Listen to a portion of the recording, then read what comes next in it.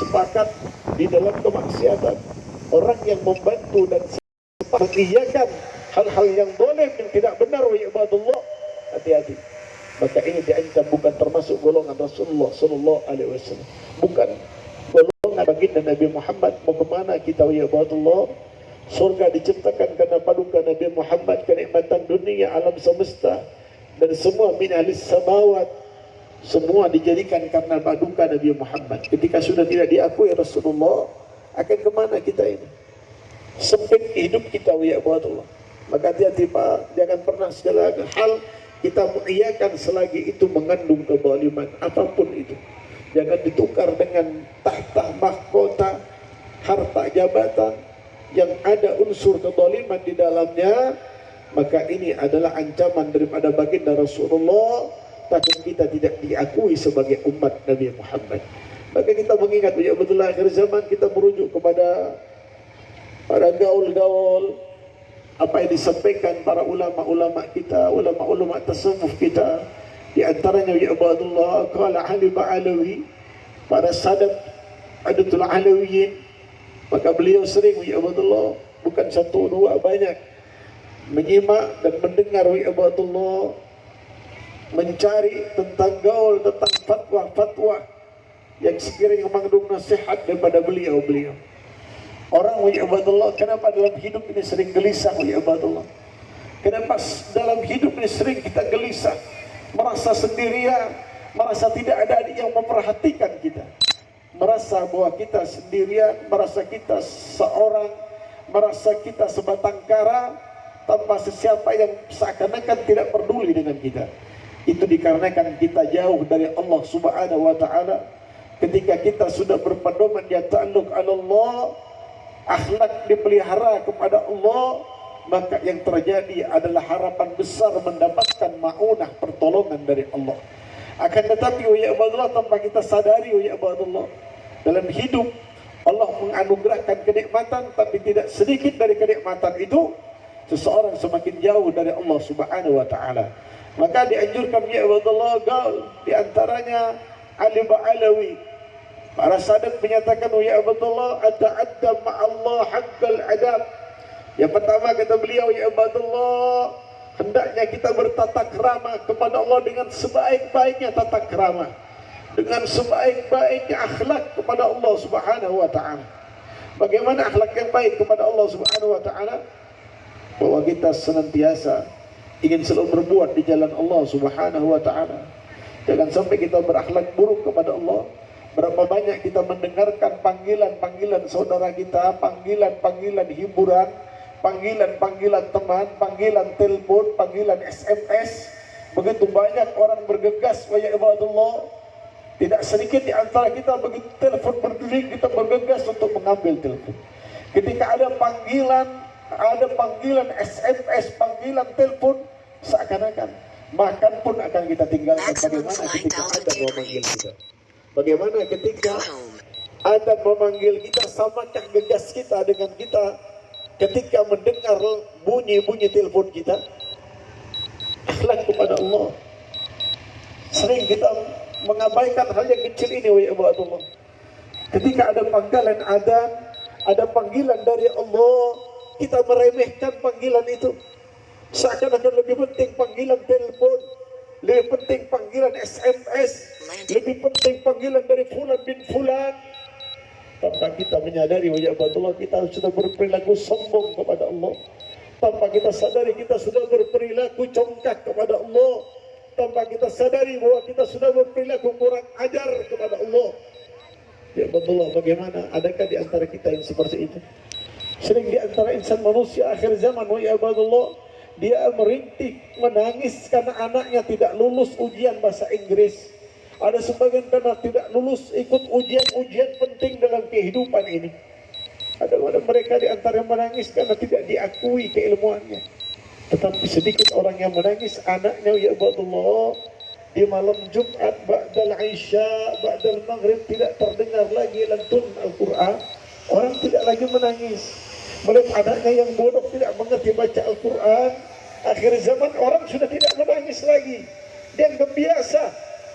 Orang yang hatinya keras, tidak peduli dengan kebaikan, Orang tua akhir zaman sudah tidak akan menangis lagi.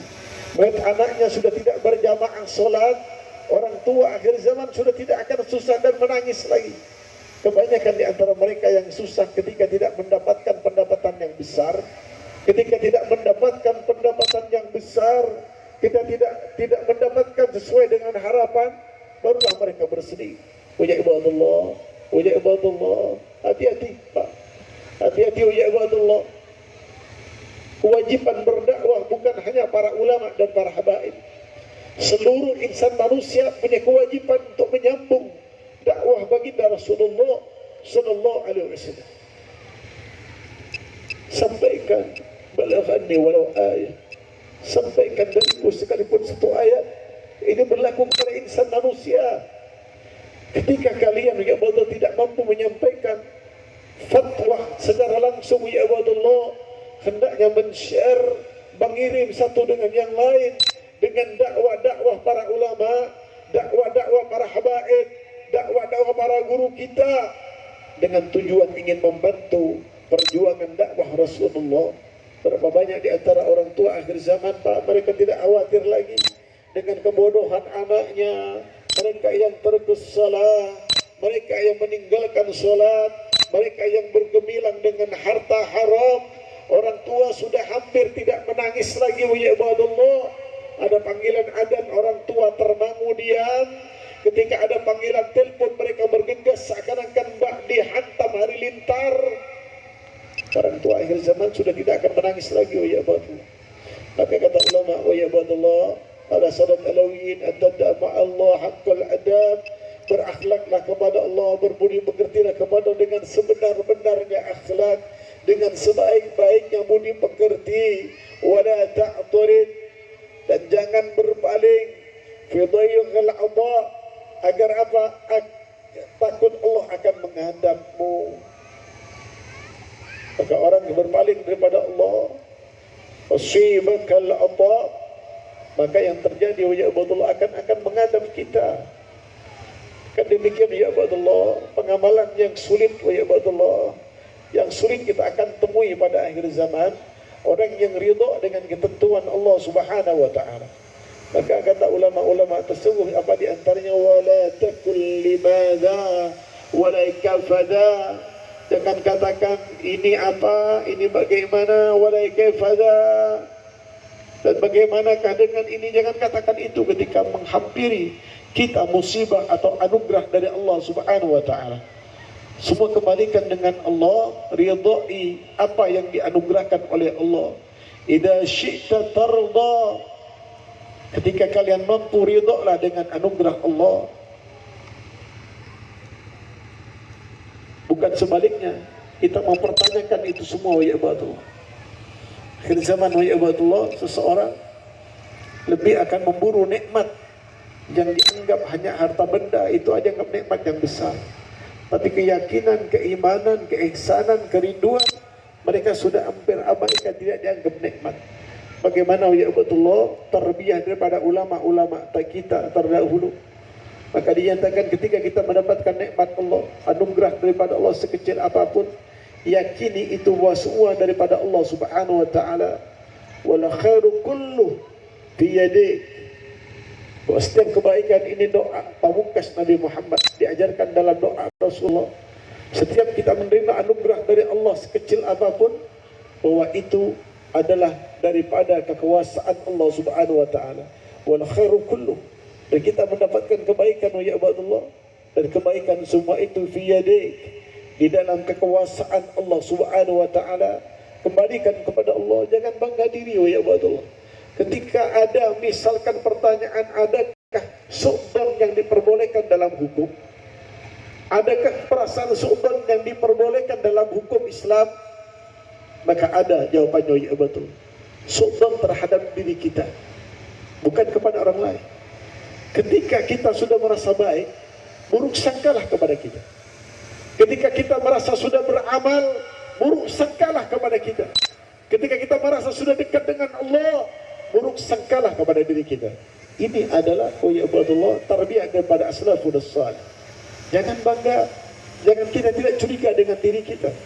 Ketika kita merasa baik, ketika kita sudah bisa beramal, ketika kita sudah merasa kita dekat dengan Allah, ketika kita sudah merasa dihargai oleh halayak ramai, syukurlah kepada diri kita sendiri.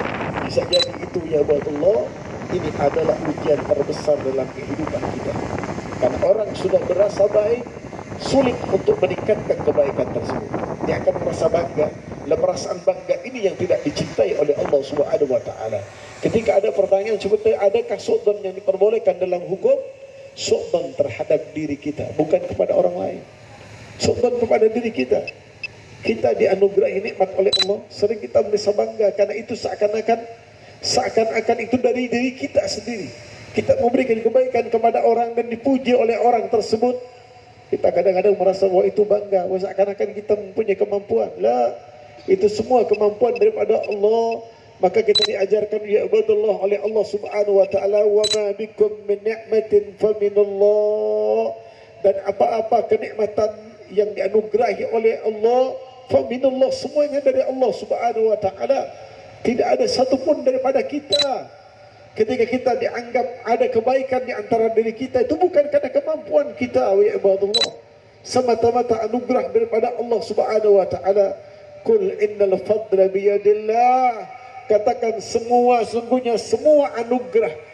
Sungguhnya anugerah biyadillah. Semuanya itu biyadillah, dengan kekuasaan Allah Subhanahu wa taala. Bukan karena kemampuan kita. Jangan pernah kita bangga dengan apa yang sudah kita capai.